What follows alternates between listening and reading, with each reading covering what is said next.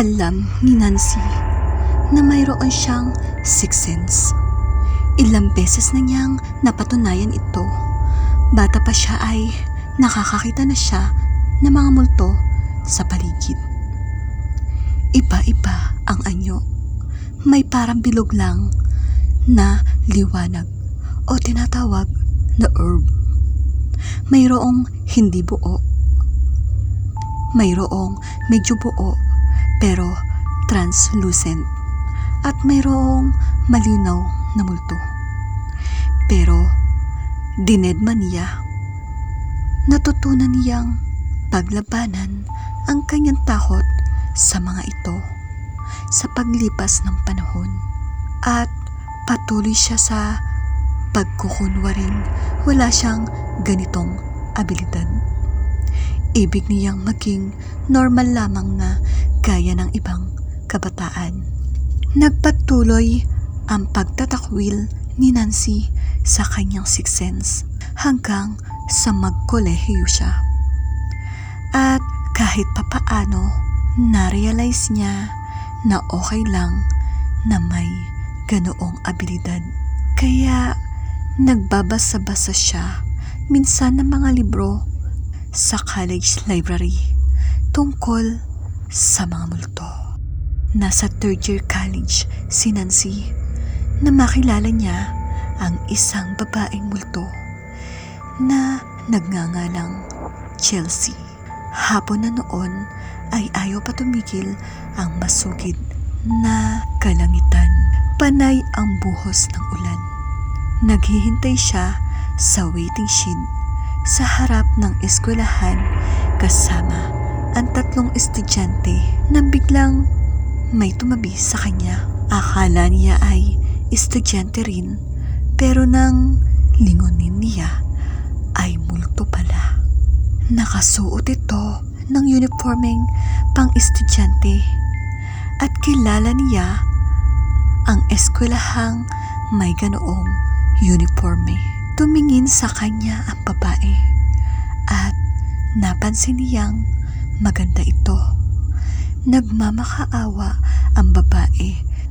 Ang tinig nito ay naririnig lamang niya sa kanyang isip. Napalingon si Nancy sa mga estudyanteng nag-aabang din tulad niya. Saka muling binalingan ang babae. Nakayuko na iyon na parang pinapanood ang agos ng tubig ulan sa gilid ng kalsada. Humakbang palayo si Nancy. Pilit na dinededma ang babae. Mabuti na lang at may napara agad siyang tricycle. Dali-dali siyang sumakay. Akala ni Nancy, titigilan na siya ng babae. Pagkatapos niyon, pati sa loob ng campus ay sinundan na siya sa library, sa restroom at sa classroom. Ganoon pa rin. Nagmamakaawa, humihingi ng tulong. Para tuloy siyang baliw dahil napapansin ng kanyang mga kaklase ang kanyang pagkabalisa. Sa huli ay hindi na rin napigilan ni Nancy ang mainis. Pwede ba? Patay na kayo, kaya manahimik na kayo. Naisigaw niya. Nasa ladies room siya noon at naghuhugas ng kamay nang bumukas ang pinto ng isang cubicle at lumabas si Chelsea. Kailangan ko ng tulong mo. Nakikiusap ako. Kinalma ni Nancy ang sarili. Anong tulong? Inilibing ako sa bakanting lote sa likod ng eskwelahan ninyo. Hinahanap ako ng aking mga magulang. Inilibing ka? Nino, gusto ko lang malaman ng aking mga magulang kung nasaan ako para hindi na sila umaasang buhay pa ako. May narinig si Nancy na paparating na mga estudyante. Anong gusto mong gawin ko? Bumukas ang pinto at pumasok ang 3 estudyante. Lumabas si Nancy. Nasabihin ni Chelsea na puntahan niya ang mga magulang nito ay pumayag siya. Ibinigay sa kanya ni Chelsea ang isang kwintas na magpapaniwala sa mga magulang nito na alam niya kung nasaan matatagpuan ang bangkay ni Chelsea. Sinamahan niya si Chelsea. Naka-uniforme pa siya dahil kakalabas lang niya ng eskwelahan. Ang nagbukas ay isang matandang katulong. Bumati si Nancy. Hinanap niya ang mga magulang ni Chelsea. Pinatuloy siya sa loob ng may kamahalang bahay. Kasama niya si Chelsea at para noon lamang ito nakauwi sa bahay. Patingin-tingin sa paligid. Nang makaharap ang mga magulang ay sinabi niyang patay na si Chelsea at kung saan nakikita ang bangkay nito. Ayaw maniwala ng mga magulang pero nang ibigay niya ang kwintas ay humagulgol ang ina nito. Sinulyapan niya si Chelsea at nakita niyang nakatayo ito sa harap ng bintana. Malungkot na nakatingin sa ina. Paano mo nalaman lahat ng ito?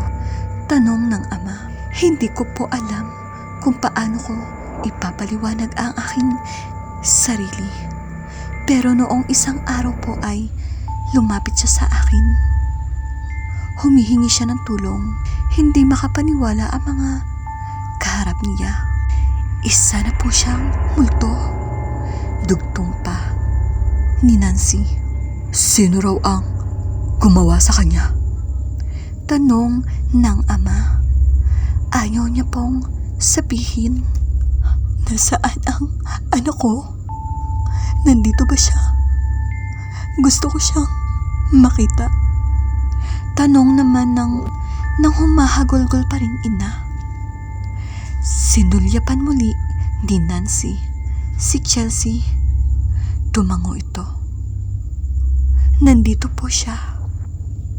Binuksan ni Chelsea ang bintana at pumasok ang sariwang hangin sa sala.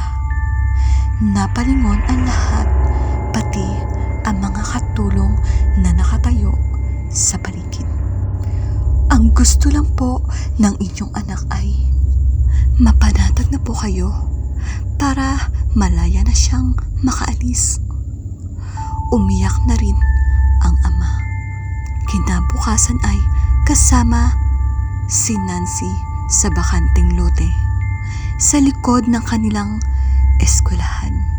Nahukay nila ang kalansay na labi ni Chelsea. May mga ilang naka-uniforming otoridad ang nagsagawa ng investigasyon.